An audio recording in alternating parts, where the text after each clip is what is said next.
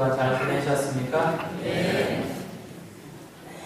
다행히 북한에서 미사일을 쏘지 않아서 주일날에 얼굴을 보고 미사를 드릴 수 있게 됐습니다. 얼마나 고마운지 모르겠어요. 북한이 미사일을 안 쏴줘서. 다음 주에는 또 어떻게 만날지 안 만날지 그거 모르겠어요. 다음 주에 15일 날이 옛날에 그 아저씨 생일이라 오늘 밤이나 내일이나 쏠 것 같은데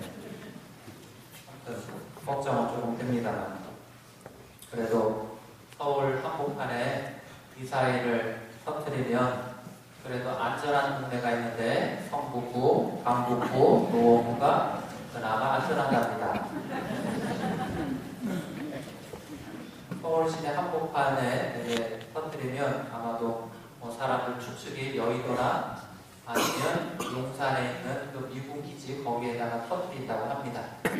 거기에 터뜨리면 우리 동네, 우리 집에 사제관 있는 데까지 이렇게 거리를 재봤더니 반경 10km가 조금 넘습니다. 잘하면 우리는 살 수 있고 한가운데 사는 사람들은 살기가 조금 어렵지 않나. 핵폭탄이 서울 시내에 떨어지면 1000만 명 정도가 죽는다고 합니다.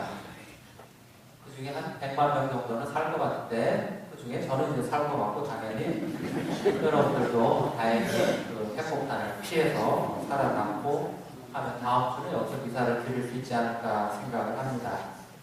보좌신부님이 지난 수요일부터 이태리로 성지순례를 가셨는데 토요일 날 돌아오십니다. 그래서 제가 보좌신부한테 미사일 서울에서 터지면 들어오지 말고 이태리에 거기서 살면서 거기서 신부생활 하라고 이렇게 당부를 했습니다. 그랬더니 보좌신부님이 나가기 전에 신부님 그렇게 하긴 할 텐데 떠나기 전에 터지면 어떻게 하지요? 다 죽는 거지 뭐. 지난 금요일날 어저께 그저께인데 교구장님께서 갑자기 한반도의 평화를 위해서 이 담화문을 하나 발표를 하셨습니다. 주보에는 안 나와 있어요. 주보는 월요일, 화요일 되면 인쇄가 끝나기 때문에 주보가 다 인쇄가 끝난 다음에 교구장님이 갑자기 지난 금요일 날 저녁 페이지 이거를 담화문을 발표하셨습니다.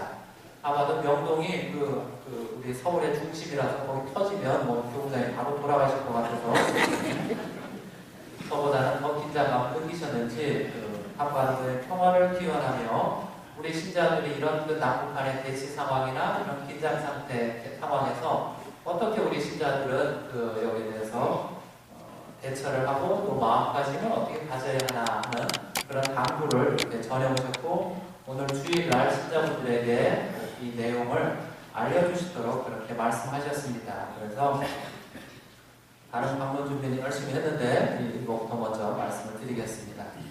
한반도의 평화를 기원하며 그리스도 우리의 평화, 친애하는 형제 자매 여러분, 그리스도의 평화가 여러분과 여러분의 가정 그리고 북녘 땅 갈라진 형제들에게도 함께 하시기를 기원합니다. 오늘 미사 중에 하느님께 한반도의 평화를 기원하며 평화의 모부이신 성모 마리아께서 한반도를 위해 전부해 주시기를 청합시다. 하나님께서는 우리 인간에게 참된 평화와 영원한 행복을 유산으로 주셨습니다. 하나님께서 주시는 평화는 세상이 생각하는 방법으로 주어지는 것이 아닙니다. 세상은 힘으로 평화를 유지할 수 있다고 생각합니다. 그러나 힘의 논리만을 앞세워 문제를 해결하려 한다면 오히려 불신과 증오만 퍼져 더욱 평화를 이루기 어렵게 만듭니다.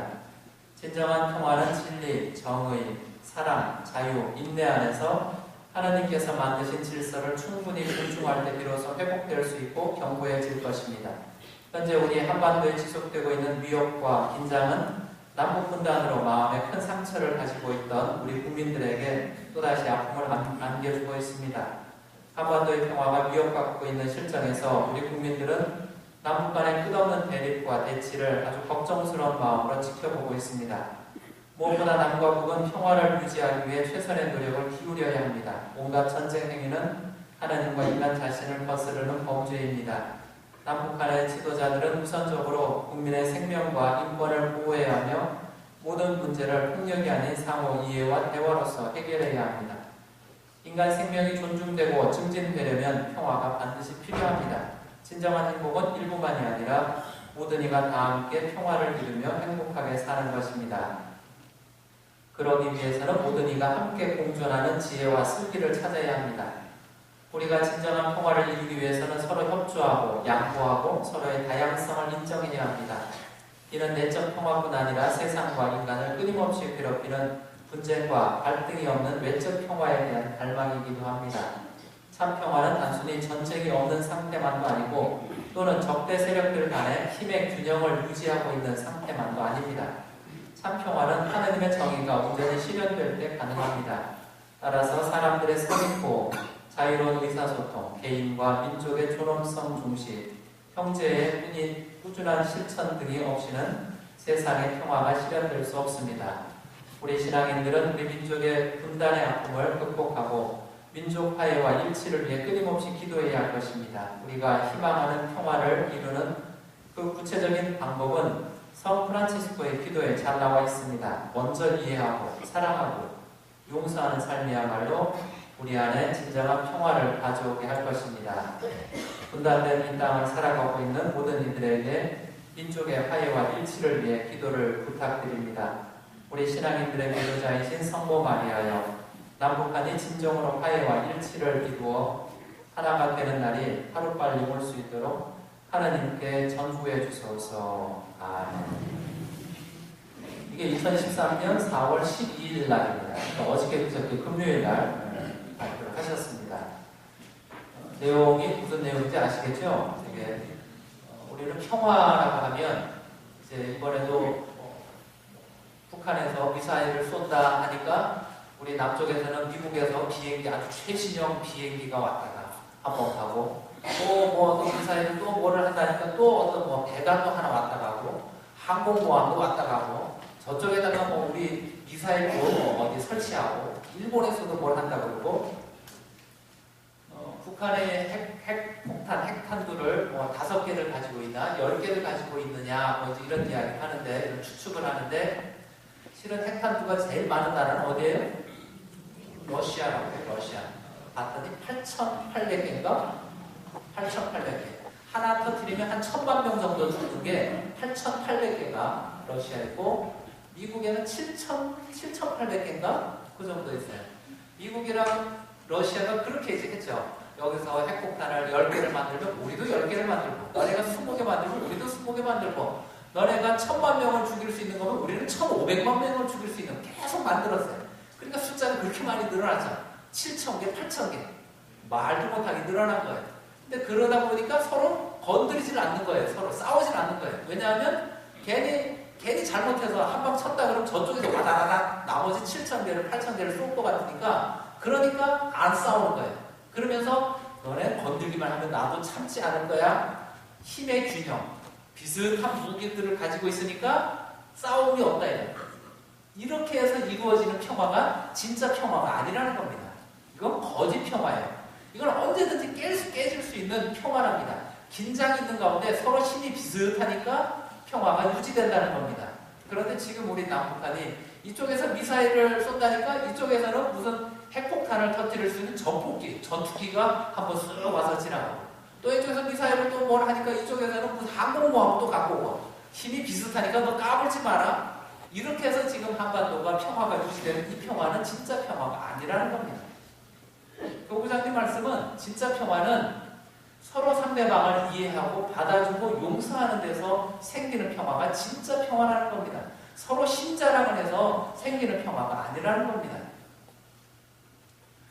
전쟁이 난다고, 전쟁의 위기가 있는. 여기는 한반도에, 여기 우리 서울에 핵폭탄 터지면 그냥 끝나는 거예요, 그 질로. 이제 전쟁이 나면 어떻게 가면서 피난은 어디로 갈까? 강 가운데 떨어지면 다 죽으니까, 그러면 이 성북구나 노원구나 저기 강북구 쪽으로 이사를 갈까? 아니면 어떤 사람은 저기 해외로 나가는 사람도 있어요. 지금 불안하다고. 해외로 나가는 사람도 있고, 그렇다고 보좌신들이 그래서 나간다는 얘기가 아니에요. 어떤 사람은 지방으로 가요. 제주도로 멀리 가면 멀리. 여기서 사고가 나면, 여기서 일이 터지면. 그렇게 되는 게 아니에요. 그렇게. 전쟁이 났다 가면 그 집은 끝나는 겁니다. 옛날에 6.25 때처럼 피난 가고 어쩌고 공수를 피해서 지하실에 숨어있다 그렇게 해서 된 일이 아니고 전혀 되지가 않습니다. 전쟁이 나면 그냥 그 집으로 끝나는 겁니다. 전쟁이 절대 나서는 안 됩니다. 우리 신자들은 무엇을 준비해야 되는가? 전쟁의 위기가 되면 무엇을 해야 되는가? 많은 사람들은 마트에 가서 라면을 산다고 그래. 라면도 사고 무슨 버너도 사고 이제 지하실에 숨어서 있다가 거기서 핵폭탄 터지면 지하실에 숨어서 있다가 거기서 라면도 끓여 먹고 이러다가 나중에 핵이 다 잠잠해지면 그때 이제 이렇게 나오려고 되지도 않는 얘기예요. 그거는 전쟁이 난다, 전쟁에 이런 위기가 있다, 이런 긴장 상황이 된다 그러면 우리 신앙인들이 할 일은 마트에 가는 게 아니고요. 어디에 와야 돼요? 성당에 와야 돼요. 하느님한테 오세요. 하느님한테 기도하는 겁니다.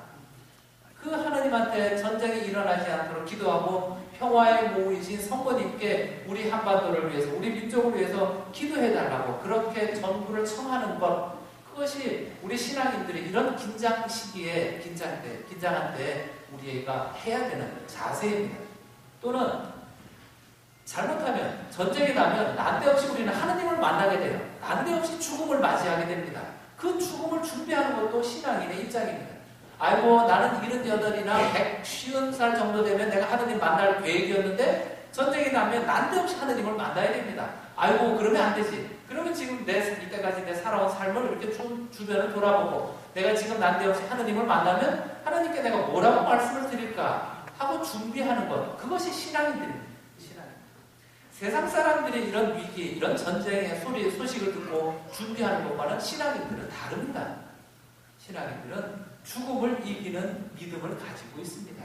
죽음을 이기고 부활하신 분이 우리 주님이기 때문에 죽음, 전쟁, 그까짓 거. 죽음을 넘어서는 희망을 우리는 가지고 삽니다. 그래서 우리를 신앙인이라고 이야기합니다. 그래서 죽음을 넘어서는 전쟁을 이겨내는, 전쟁의 두려움을 넘어서는 그런 기쁨을, 희망을 가지고 있는 것이 우리들입니다. 이런 어려운 때 교구장님은 우리 신앙인들에게 그런 마음의 자세를 갖도록 우리에게 요청합니다. 기도해달라고. 제일 먼저 기도해달라고. 힘의 균형을 이루기 위해서 무엇이 아니고 먼저 기도해달라고. 하나님께 기도해주고 또한 성모님께 우리를 위해서 대신 기도해달라고 그렇게 청하라고 그렇게 요청합니다. 그리고 우리 자신이 평화를 이룰 수 있도록, 마음의 평화를 이룰 수 있도록 또한 하나님께 희망을 가지도록 그렇게 합니다. 이번 한 주간 내일 15일 전후로 잘하면 미사일을 쏘게 되면 아무튼 오늘이나 내일 전후에 쏜다고 합니다. 혹시 그 사람들이 안 쏘면 다음 주일하고 우리 11시에 또 만납시다. 만나서 또 만나야죠. 그렇죠? 네. 아무튼 다음 주에 또 만나야 됩니다.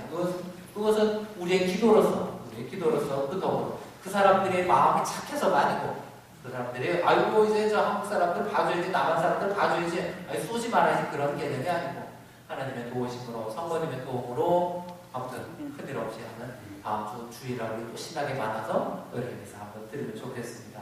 아무튼 짧은 시간 동안이라도 또 혹은 이 기사 중에서라도 한번 평화를 위해서 기도해 주시기를 부탁을 드립니다. 묵상하시겠습니다.